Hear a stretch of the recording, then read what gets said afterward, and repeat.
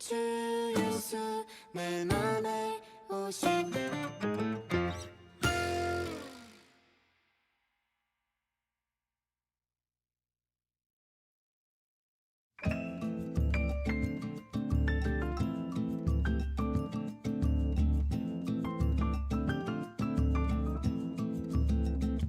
하나님의 나팔 소리 천지 진동할 때에 예수 영광 중에 구름 타시고 천사들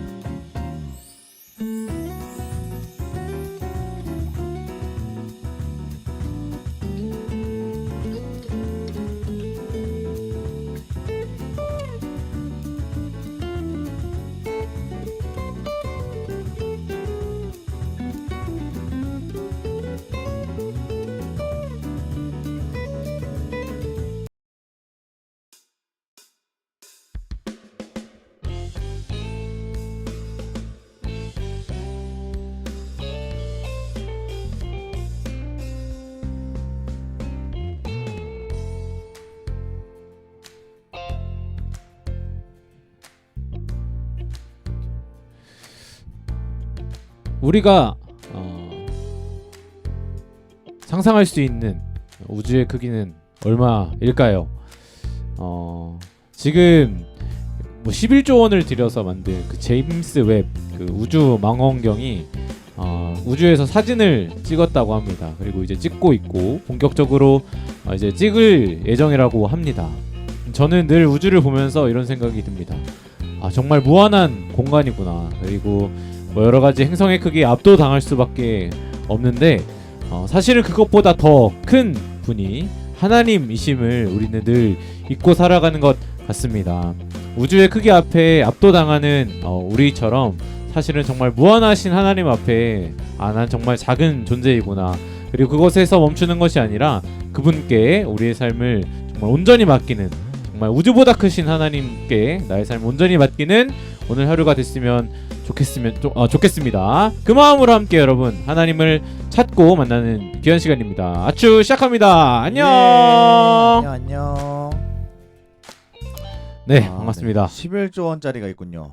네. 진짜 천문학적인 숫자네요. 그쵸. 사실 뭐 1,000만 원짜리 카메라도 네. 덜덜 떨면서 와, 뭐 사진도 못 하는데 네. 11조 원짜리 지금 카메라가 네. 위에서 이제 사진을 이제 본격적으로 찍고 있다고 합니다. 네. 기대돼요. 일단 아추 끝나고 한번 저도 검색을 해서 네, 맞아요. 어떤 사진들이 한번 찾아보겠습니다. 제가 이렇게 우주 관련해서 너무 네. 좋아해서 이제 뭐 일광년이 뭐 얼마나 걸리는 거리인가 그거 아세요? 이렇게 지구에서 달까지의 거리에 네.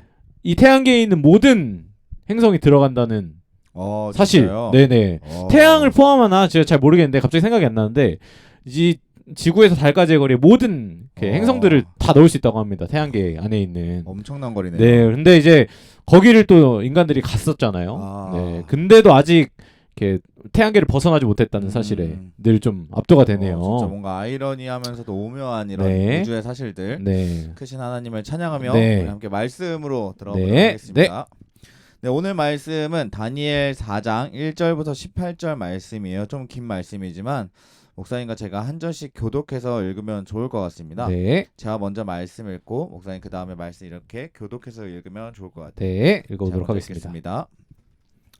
느부갓네살 왕은 천하에 거주하는 모든 백성들과 나라들과 각 언어를 말하는 자들에게 조서를 내리노라. 원하노니 너희에게 큰 평강이 있을지어다. 지극히 높으신 하나님이 내게 행하신 이적과 놀라운 일을 내가 알게 하기를 즐겨하노라. 참으로 크도다 그의 이적이여, 참으로 능하도다 그의 놀라운 일이여.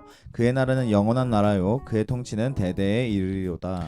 나 느부갓네살이 내 집에 편히 있으며 내 공에서 평강할 때에 한 꿈을 꾸고 그로 말미암아 두려워하였으니 곧 내 침상에서 생각하는 것과 머릿속으로 받은 환상으로 말미암아 번민하였었노라.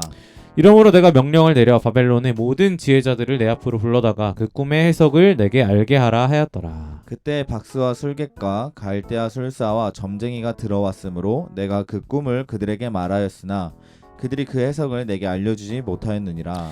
그 후에 다니엘이 내 앞에 들어왔으니 그는 내 신의 이름을 따라 벨드사살이라 이름한 자요, 그의 안에는 거룩한 신들의 영들이 있는 자라. 내가 그에게 꿈을 말하여 이르되 박수장 벨드사살아, 네 안에는 거룩한 신들의 영이 있은즉 어떤 은밀한 것이라도 네게는 어려울 것이 없는 줄을 내가 아노니 내 꿈에 본 환상의 해석을 내게 말하라. 내가 침상에서 나의 머릿속으로 받은 환상이 이러하니라. 내가 본즉 땅의 중앙에 한 나무가 있는 것을 보았는데 높이가 높더니 그 나무가 자라서 견고하여지고 그 높이는 하늘에 닿았으니 그 모양이 땅끝에서도 보이겠고 그 잎사귀는 아름답고 그 열매는 많아서 만민의 먹을 것이 될 만하고 들짐승이 그 그늘에 있으며 공중에 나는 새는 그 가지에 깃들이고 육체를 가진 모든 것이 거기에서 먹을 것을 얻더라. 내가 침상에서 머릿속으로 받은 환상 가운데 또 본즉 한 순찰자 한 거룩한 자가 하늘에서 내려왔는데 그가 소리질러 이처럼 이르기를 그 나무를 베고 그 가지를 자르고 그 잎사귀를 떨고 그 열매를 해치고 짐승들을 그 아래서 떠나게 하고 새들을 그 가지에서 쫓아내라. 그러나 그 뿌리의 구루터기를 땅에 남겨두고 새와 노줄로 동이고 그것을 들풀 가운데 두어라. 그것이 하늘 이슬에 젖고 땅의 풀 가운데서 짐승과 더불어 제 몫을 얻으리라. 또 그 마음은 변하여 사람의 마음 같지 아니하고 짐승의 마음을 받아 7대를 지내니라. 이는 순찰자들의 명령대로요 거룩한 자들의 말대로이니 지극히 높으시니가 사람의 나라를 다스리시며 자기의 뜻대로 그것을 누구에게든지 주시며 또 지극히 천한 자를 그 위에 세우시는 줄을 사람들이 알게 하려 함이라 하였느니라. 나 느부갓네살 왕이 이 꿈을 꾸었나니 너 벨드사사라 그 해석을 밝히 말하라. 내 나라 모든 지혜자가 능히 내게 그 해석을 알게 하지 못하였으나 오직 너는 능히 하리니 이는 거룩한 신들의 영이 내 안에 있음이라. 아멘. 네, 오늘은 본문에 들어가기 앞서서 먼저 질문을 조금 나누고 시작하려고 합니다. 네. 목사님은 혹시 네. 혼자의 자신의 힘으로 해결할 수 없는 일을 만났을 때 어떻게 조금 대처하시는 편이신가요? 저는 퓨즈를 꺼버립니다. 아니 진짜 솔직히 말해서 제가 누구에게 이렇게 뭐 도움을 요청하는 스타일이 아니에요. 저희 아는 제가 저한테 이렇게 니 잘난 맛에 산다 라고 이야기하는데 어느 정도 맞습니다. 그래서 저는 사실 도움 구하는 게 사실 더 정말 어려운 사람이어서 네네. 혼자 힘으로 해결할 수 없는 일을 만났을 때 조금 이렇게 퍼져서 네네. 좀 못하는 편? 그러니까 그거를 정말 이렇게 어느 정도만 해내거나 그러니까 네네. 제가 만족하는 100%가 아니라 그냥 30%, 40%만 해내거나 네네. 아니면 정말 그냥 아무에게도 이야기하지 않고 이렇게 하지 않거나 못하거나 네네. 그래서 뭐 더 큰 일을 만나기는 하죠. 아. 그래서 약간 저는 그런 편? 네, 그렇군요. 좀 부탁하는 게 굉장히 어려운 사람입니다. 네네. 저도 그냥 비슷한 맥락인 것 같은데 일단은 제 선에서 해결을 하려고는 해요. 근데 조금 다른 점은 저는 이제 하다가 도저히 안 되면 그때 부탁을 해요. 네, 처음부터 부탁을 하면 네. 편할 것 같기도 한데 그쵸. 이제 약간 오기가 있어서 그런 부분에 그쵸. 대해서 오기가 맞아요. 있어서 내가 한번 해보겠다 하면서 배우는 그쵸. 거다 하다가 이제 막 3시간 10시간 날리고 하루 지나서 안 되는구나. 네, 안 되는구나 싶으면 이제 그때 그쵸. 부탁하는 편이기는 한데 오늘 본문을 들어가기 전에 이와 같은 조금 질문을 나누고 시작한 이유는 오늘 본문에 등장하는 느부갓네살의 입장이 바로 혼자 도저히 해결할 수 없는 일을 만난 상황이기 때문인데요. 저번 주 아추 때 제가 저 스스로를 요셉이라고 표현을 했었거든요. 월요일에. 근데 다니엘서를 계속 읽어보니까 이 느부갓네살이 진짜 요셉이더라고요. 계속 꿈을 꾸잖아요. 네, 그쵸? 바벨론의 요셉인데 완전 꿈쟁이에요. 지난주 일주일 내내 이 느부갓네살 왕이 꾸었던 꿈에 대한 해석 과정을 여러 차례 나누어서 묵상을 했는데 그쵸? 오늘 본문 또한 느부갓네살 왕이 꾸었던 새로운 꿈에 대한 이야기로 시작합니다. 목사님께서 본문 4절과 5절을 한번 읽어주시죠. 네. 나 느부갓네살이 내 집에 편히 있으며 내 궁에서 평강할 때에 한 꿈을 꾸고 그로 말미암아 두려워하였으니 곧 내 침상에서 생각하는 것과 머릿속으로 받은 환상으로 말미암아 번민하였었노라. 아멘. 네. 다니엘 4장에서는 느부갓네살이 하나님께로부터 받은 두 번째 꿈에 대한 이야기가 시작됩니다. 느부갓네살이 의미가 있고 또 해석이 필요한 꿈을 다시 한번 꾸게 되는 것인데요. 이번에도 저번과 마찬가지로 느부갓네살은 꿈을 꾸고 난 뒤 심리적인 두려움과 번민을 느끼게 되었다고 네. 성경은 기록하고 있습니다. 사실 여러분 다니엘서 전반에서 늘 나오는 전제인 것 같은데 오늘 역시 본문을 통해서 묵상할 수 있는 첫 번째는 세상의 통치자가 결코 완전한 하나님을 넘어설 수 없다는 진리입니다. 그쵸. 느부갓네살은 왕이었습니다. 그러나 그는 늘 번민하고 늘 이해할 수 없는 꿈에 빠져 두려움에 근심하며 살아갑니다. 그는 늘 자신의 한계, 즉 유한성을 느끼며 살아가는 것이죠. 옛날에 어거스틴이라고 하는 고대 신학자가 이런 말을 남겼다고 해요. 유한은 무한을 이해할 수 없다. 그쵸. 사랑하는 여러분, 유한은 이 무한을 이해할 수 없습니다. 유한한 인간은 무한하신 하나님을 이해할 수 없고 다 이해할 수 없고 유한한 그릇은 무한의 분량을 담아낼 수 없습니다. 유한의 능력은 어떤 이 무한한 일을 해낼 수 없는 것이죠. 우리는 늘 이 평생을 유한한 사람들로 살아갑니다. 평생을 유한자로 살아가죠. 힘이나 능력이나 지혜나 재력이나 우리에게 있는 모든 것은 유한합니다. 우리는 언제 느부갓네살과 같이 근심하며 번민할지 모르는 인생이라는 시간을 살아갑니다. 우리가 지나왔던 시간들을 되돌아보면 이것들이 더욱 분명하게 느껴질 것 같아요. 우리는 늘 계획이라는 것을 하기를 원하고 우리가 그리는 청사진에 우리의 인생이 담겨지기를 원하죠. 그러나 그 모든 계획이 내 뜻대로 되어져야 한다는 법이 없음을 우리는 인생이라고 하는 경험을 통해 배웠습니다. 이것은 어떤 영역에 어떤 위치로 있든 인간이 늘 경험하는 것 같아요. 이와 같이 불확실한 인생 속에서 우리 유한한 인간이 살아갈 삶의 대안은 무엇일까요? 한번 말씀을 통해 그 대안을 찾아보면 좋을 것 같은데 목사님께서 시편 147편 6절과 네. 잠언 22장 4절을 한번 읽어주시면 감사하겠습니다. 네, 여호와께서 겸손한 자들은 붙드시고 악인들은 땅에 엎드러뜨리시는 도다. 시편 147편이었고요. 잠언 22장 4절입니다. 겸손과 여호와를 경외함의 보상은 재물과 영광과 생명이라. 아멘. 네, 우리가 유한한 인간이 스스로 삶을 붙잡고 살아갈 수 없다면 어떤 계획 속에 우리가 붙잡아 끌고 가서 그 계획 안에 넣을 수 없다면 우리는 전능자의 붙드심을 기다려야 합니다. 하나님께서 어떤 사람들을 붙잡아 주신다고 말씀하고 있냐면 겸손한 자를 붙드신다고 말씀하세요. 높은 자리에 올라가 자신을 최고로 여기는 교만한 자는 엎드러뜨리시고 겸손하며 여호와를 경외하는 자를 보호하시고 붙드시며 참 생명을 갖고 살도록 하신다고 말씀하고 있는 것이죠.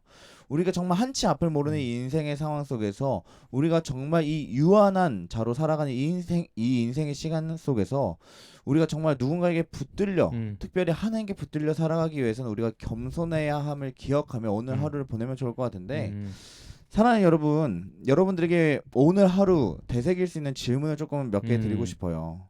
오늘 여러분이 겸손해야 할 삶의 자리는 어디이신가요? 또 오늘 여러분들이 겸손함으로 대해야 할 사람은 누구일까요? 이 불확실한 인생 속에서 두려움과 범민이 언제 찾아올지 모르는 이 삶의 시간 속에서 여러분들이 이 질문을 갖고 겸손을 찾고 구하고 또 그 시간 속에서 하나님께 붙들리는 삶을 살아가면 참 좋을 것 같아요. 네. 다시 읽어드리면 여러분들이 겸손해야 할 삶의 자리는 어디인지 또 겸손함으로 대해야 할 상대는 누구인지 오늘 이 아침을 시작하는 시간 속에서 여러분들이 질문하고 생각해보면 좋을 것 같습니다. 네. 정말로 겸손이라는 거는 이렇게 무조건 그냥 고개 숙이고 이렇게 비굴해지는 게 아니라 네네. 그냥 내 위치를 잘 아는 거. 네네. 정말 내가 할 수 없는 것을 하나님께 그냥 맡겨 드리는 거. 네네. 무한하신 존재에게 나를 맡겨 드리는 것이 겸손이 아닌가. 정말 유한은 무한을 이해할 수 없기 때문에 정말 그렇게 겸손함으로 내가 할 수 없는 것들을 하나님께 맡겨 드리는 오늘 하루가 네. 그것이 겸손의 모습으로 나타나는 오늘 하루가 되었으면 좋겠네요. 제가 존경하는 한 분 목사님께서 예전에 그런 말씀을 하셨어요. 참 저는 이분이 정말 겸손한 분이라고 생각하고 이게 겸손에 대한 한 멘트였다고 생각을 하는데 그분이 그런 말씀을 하시더라고요. 어른들에게 장년분들에게 하셨던 말씀인데 또 우리가 새겨들어도 좋을 것 같은 게 때로는 내가 틀릴 수도 있다는 것을 받아들여야 된다. 그쵸. 라는 그런 말씀을 해주셨어요. 저는 그 이제 목회를 지금은 끝내셨지만 그 당시에 이제 끝을 이제 한 1, 2년 앞두고 계신 그 나이 많으신 어르신 목사님께서 그런 말씀을 하셨다는 것을 보면 참 겸손하다는 생각이 들었고 그렇죠. 그때 이후로 저는 스스로한테 그 질문을 항상 해요. 내가 틀릴 수도 있다. 내가 아닐 수도 있다. 내가 이것이 정말 맞다고 생각하고 확고하다고 생각하더라도 누군가 다른 의견이 있다면 그 사람들에게 경청할 필요가 있겠다. 그런 생각을 많이 했는데 여러분들은 한번 그런 생각과 그런 자세로서 자신이 틀릴 수도 있다는 생각 그런 생각을 하면서 오늘 내가 어디서 또 겸손하고 누구를 어떻게 대해야 할지 잘 생각해보면 좋을 것 같아요. 네. 오늘 본문 속에서 느부갓네살 왕은 이 자신을 번민하도록 만드는 꿈을 해석하기 위해 바벨론의 모든 지혜자들을 불렀다고 하는데 목사님께서 본문 6절과 7절을 읽으시면 감사하겠습니다. 네. 이러므로 내가 명령을 내려 바벨론의 모든 지혜자들을 내 앞으로 불러다가 그 꿈의 해석을 내게 알게 하라 하였더라. 그때 박수와 술객과 갈대아 술사와 점쟁이가 들어왔으므로 내가 그 꿈을 그들에게 말하였으나 그들이 그 해석을 내게 알려주지 못하였느니라. 아멘. 네, 지난주에 나눴던 느부갓네살의 꿈 해석 과정에서는 느부갓네살이 자신이 꿈에 대한 내용을 알려주지 않고 꿈과 이 꿈의 그쵸. 내용과 해석을 같이 보고하도록 이 지혜자들에게 요구를 했어요. 그리고 그때 그 해석을 위해 부름을 받았던 지혜자들은 모두 한 입으로 뭐라고 얘기했었냐면 꿈에 대한 내용만이라도 저희에게 알려주십시오. 그러면 우리가 해석을 가지고 오겠습니다. 이렇게 꿈에 대한 내용을 요구를 했었거든요. 꿈을 알려주면 자신들이 잘 해석해 보겠다고 이렇게 말을 했었던 것이죠. 그런데 이번 꿈을 해석하는 이 두 번째 과정에서는 느부갓네살이 친히 자신이 꾸었던 꿈을 말해주었습니다. 음. 잘 해석해 보라고 말이죠. 그러나 말씀을 보면 이 성경을 보면은 어떤 바벨론의 지혜자들도 그 들은 꿈에 대한 해석을 내놓지 그쵸. 못했던 거예요. 첫 번째 때는 꿈만 알려주면 다 해석하겠습니다. 해석을 갖고 오겠습니다. 얘기를 했는데 두 번째 때는 꿈을 주어도 해석을 못하는 상황이 발생을 한 거예요.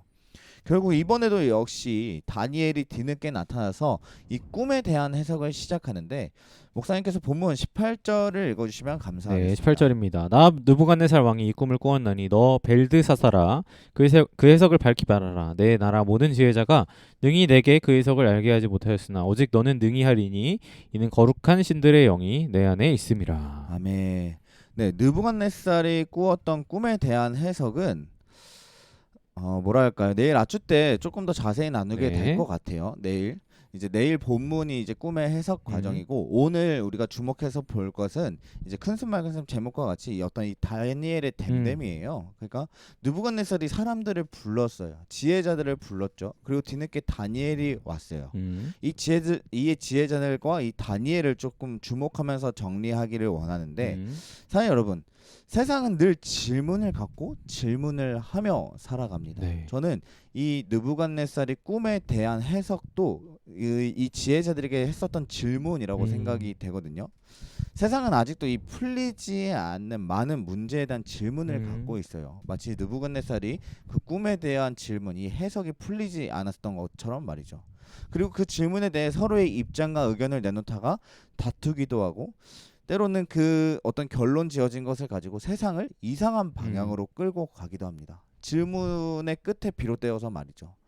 그러나 여러분 오늘 말씀을 통해 볼 수 있는 것은 세상은 그 수많은 질문에 대한 답을 갖고 있지 않고 답을 내릴 수 없다는 것이에요. 네. 어떤 결론을 어떤 방향으로 나아갈 수는 있겠지만 그것이 정답이 될 수는 없습니다. 세상의 역사를 보면 많은 세상의 철학과 지혜들이 여러 영역에 대한 답을 내리려고 시도를 했다는 것을 볼 수가 있어요. 그러나 그 많은 이론 중에서 변하지 않았던 것들이 없습니다. 결국에는 어떤 사상가가 나타나도 후기에 또 다른 사상가가 나타나면 그 전에 있던 사상에 대한 비판을 하고 새로운 이론을 가져오기 마련이고 또 그것이 어떻게 정답인 것처럼 취급받다가도 몇백 년이 흐르고 몇십 년이 흐르면 또 새로운 가치가 그쵸. 나타나서 그 이전의 가르침들이 잘못되었다. 그것은 시대착오적인 생각이다 라고 비판을 하기 마련이라는 거예요. 많은 이론 중에 변하지 않았던 것들이 없습니다. 모든 것이 변했고 모든 것이 완전하지 않음이 증명이 된 것이죠. 이와 같은 세상의 질문, 세상의 고민, 세상의 오해들이 해결받을 것은 세상이 아니라 바로 교회이고 하나님이고 성경이라는 사실을 오늘 다니엘의 모습을 통해 발견하게 됩니다. 네. 많은 지혜자들이 왕의 꿈을 해석할 수 없었으나 오직 하나님의 영을 받은 다니엘이 가능했던 것처럼 이 다양성의 시대, 이 포스트 모더니즘이라고 하는 해체의 시대 속에서 교회는 답을 줄 수 있을 것이라 생각해요. 사람들은 다 자신이 답이라고 하고 모든 것이 답이라고 하며 오히려 답이 없는 세상을 만들지만 성경은 그리고 교회는 하나님은 정말 진리가 무엇이고 무엇이 진짜이고 무엇이 참된 것인지 이 다니엘처럼 계속해서 알려주고 있다라는 것이죠. 여러분 교회는 대안이고 성경은 우리에게 정답을 줄 수 있다는 사실 여러분들이 믿으시길 바랍니다. 네. 우리가 지금은 교회가 대안이 아닌 것처럼 느껴질 수 있어요. 때로는 이 성경이 어렵고 우리에게 익숙하지 않기 때문에 세상의 말이 더 설득력 그렇죠. 있는 것처럼 들릴 수 있어요. 그러나 여러분 이 마지막 시대에 정답을 줄 수 있는 것은 교회이고 성경이라는 것을 여러분이 믿음으로 받아들이길 바랍니다. 세상의 지혜자들, 이 느부갓네살 곁에 있었던 사람들은 얼마나 대단한 지혜자들이겠어요. 최고의 권력과 최고의 국가 아래서 교육을 받았었던 지혜자들이었습니다. 하지만 그 어떤 세상의 지혜도 어떤 세상의 설득력 있는 말도 이 하나님에 대한 비밀에 대해서는 답을 줄 수 그렇죠. 없었던 것이죠. 맞습니다. 여러분 세상은 하나님에 대한 비밀로 움직입니다. 그리고 마지막 때의 그 비밀은 비밀이 아닌 사실로 나타날 것이에요. 그 비밀을 누가 알려주느냐? 성경이 바로 알려주고 있는 것이에요. 이 마지막 때라고 하는 이때에 여러분 하나님의 영을 받아 겸손함으로 살아가길 소망합니다. 다니엘과 같이 믿음을 갖고 살아가길 소망합니다. 하나님은 이 다니엘과 같은 겸손함과 믿음을 갖고 있는 이 믿음의 사람을 통하여 하나님이 정답이라는 사실을 이 세상 가운데 선포하실 거예요. 여러분들이 그 세상의 선포자가 되길 소망하며, 또한 우리가 제주 선교를 앞에 두고 있는데 제주 선교가 또 우리가 세상 가운데로 나가는 것이잖아요. 그 나가는 그 현장 속에서 하나님이 진리이심을 발견하고 하나님의 살아계심을 정말 피부로 와닿는 그 경험을 하기를 주님의 이름으로 축복합니다. 네, 정말로 겸손한 마음으로, 그리고 정말 느부갓네살이 다니엘을 칭찬했던 것처럼, 네. 그리고 하나님 인정했던 것처럼 거룩한 신들의 그 영, 정말 그냥 신의 영이 아니라 거룩한 신들의 영이 또 충만한 다니엘처럼 우리도 그 마음으로 성령 하나님과 동행함으로 또 지혜롭게 모든 상황 속에서 정말 성경으로 답을 제시할 수 있는 삶을 살아가는 비전누리가 되었으면 좋겠습니다. 네. 그렇다면 오늘 말씀을 정리하면서 오늘의 한마디 시간입니다. 우리 두구두구 함께 선포해 주시면 감사하겠습니다. 올려주시죠. 네, 두구두구. 오늘의 한마디 무엇인가요? 오늘의 한마디 이렇게 요약하겠습니다. 겸손과 정답. 네. 겸답. 네, 겸손과 정답, 우리 줄여서 겸답. 네. 함께 선포해 주시면 감사하겠습니다. 그럼 우리 함께 듣고 올 찬양 소개해 주시죠. 오늘 마커스의 깊어진 삶을 주께 라는 찬양을 함께 듣고 오면 좋을 것 같습니다. 네, 우리 깊어진 삶을 주께 함께 듣고 오겠습니다.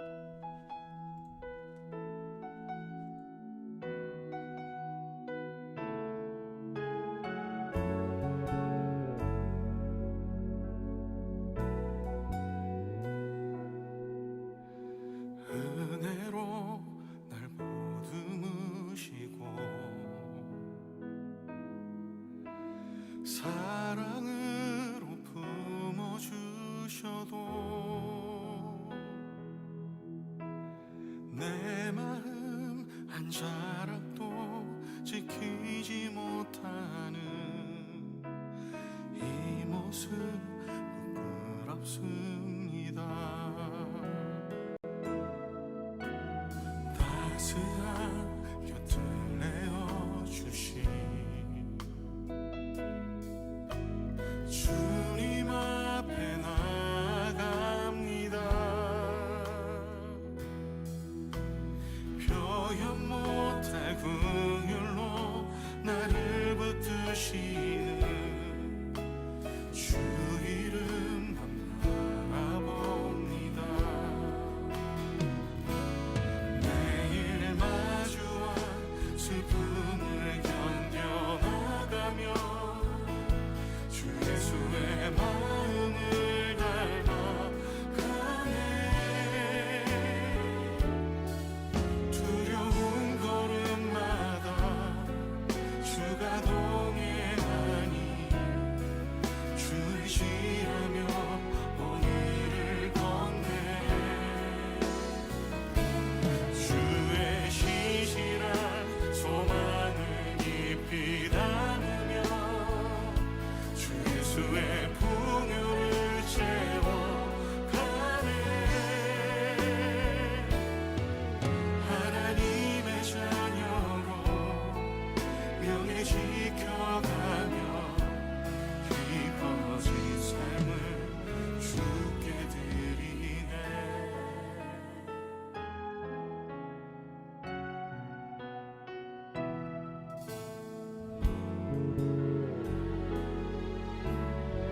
따스한 곁을 내어주신 따스한 곁을 내어주신 주님 앞에 나갑니다.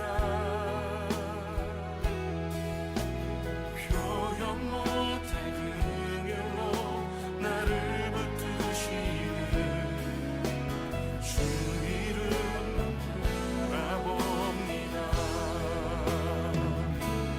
매일 마주한 슬픔을 견뎌나가며 주 예수의 마음을 닮아가네. 두려운 걸음마다 주가 동행하니 주 의지 나가며 오늘을 건네 주의 신실한 소망을 깊이 담으며 주 예수의 풍요를 채워가네 하나님의 자녀로 명예 지켜가며 기뻐진 삶을 주께 드리네 매일 마주한 슬픔을 견뎌나가며 주 예수의 마음을 닮아가네 두려운 걸음마다 주가 동행하니 주 의지하며 오늘을 건네 주의 신실한 소망을 깊이 담으며 주 예수의 풍요를 채워가네 하나님의 자녀로 명예 지켜가며 깊어진 삶을 주께 드리네 매일 마주한 슬픔을 견뎌나가며 주 예수의 마음을 닮아가네 두려운 걸음마다 네, 겸손과 정답, 겸답으로 네. 함께 오늘 하루 잘 보내면 좋을 것 같습니다. 네. 네, 오늘 뭐 광고 사항 있을까요? 네, 이번 주 수요일 우리 온유 정기 모임이 네. 진행됩니다. 에리카 캠퍼스 다섬관에서 네. 6시부터 진행이 됩니다. 그래서 선착순 50명 지금 받고 있습니다. 아마 주일날 광고가 나가서 얼마나 찰스일지는 잘 모르겠지만 여러분 지금이라도 또 기회가 있다면 여러분 신청하셔서 함께 정말 이렇게 듣고 교제하는 귀한 시간 우리가 정말 일상을 공유하고 또 그 안에서 정말 그리스도인은 또 어떻게 살아가야 하는지 함께 고민하고 듣는 시간이 되었으면 좋겠습니다. 네, 혹시 다섬관이 어딘지 모르신다면 우리 홍재경 강사님께 이렇게 연락을 주시면 좋을 것 같고 네. 네, 그리고 뭐 더 네, 있을까요? 선교 또 진행 중입니다. 또 이렇게 가는 선교사들, 또 보내는 선교사들 모임하고 있는데 여러분 함께 또 기도함으로 준비해 주시면 좋겠고요. 우리 다음 주 네. 그래서 이제 선교부터는 우리 아추는 또 맞습니다. 재정비 기간을 갖습니다. 네. 우리 잠시 또 바쁜 여름 사역을 또 함께 또 하며 아추는 잠시 또 2주에 네, 또 정비 기간을 갖고 8월부터 또 새 네. 포맷으로 함께 시작하고자 합니다. 여러분 또 개인 경건 잘 세우시고 네. 또 함께 선교로 동참해 주시면 감사하겠습니다. 네, 그러면 저희 뭐 구하고 네, 구하고 마무리하도록 네. 하겠습니다. 아침마다 우리는 샤추가 아추! 네. 네, 기도하겠습니다. 하나님 아버지, 오늘도 우리에게 말씀을 허락하여 주시면 감사합니다. 하나님, 우리가 매일의 삶을 살아갈 때 우리가 이 삶의 주인이고 우리가 인생의 주인이라고 생각하지 아니하고 우리의 삶과 우리의 인생과 이 세상의 주인이 하나님이란 사실을 기억하며 겸손히 살아가게 하여 주시옵소서. 내가 맞다고 주장하는 것이 아니라 내가 틀릴 수도 있다라고 하는 생각을 갖고서 내가 오늘 하루 겸손함으로 대해야 할 상대가 누구인지를 고민하며 그리고 내가 겸손해야 할 자리가 어디인지를 생각하며 오늘 하루 겸손의 삶을 배워가고 살아갈 수 있게 하여 주시옵소서. 하나님 아버지, 하나님은 늘 답이 되어주시는 줄 믿습니다. 세상에 답이 필요한 곳이 너무나도 많습니다. 우리의 인생 가운데에 정답이 필요한 곳이 너무나도 많습니다. 하나님, 세상은 그 답을 줄 수 없고 오직 하나님만이, 이 말씀만이 그 답을 주실 수 있는 줄 믿습니다. 하나님, 우리 가운데 함께하여 주셔서 그 정답을 발견하는 인생들 되게 하여 주시옵소서. 감사드리며 예수님의 이름으로 기도드렸습니다. 아멘. 아멘. 안녕.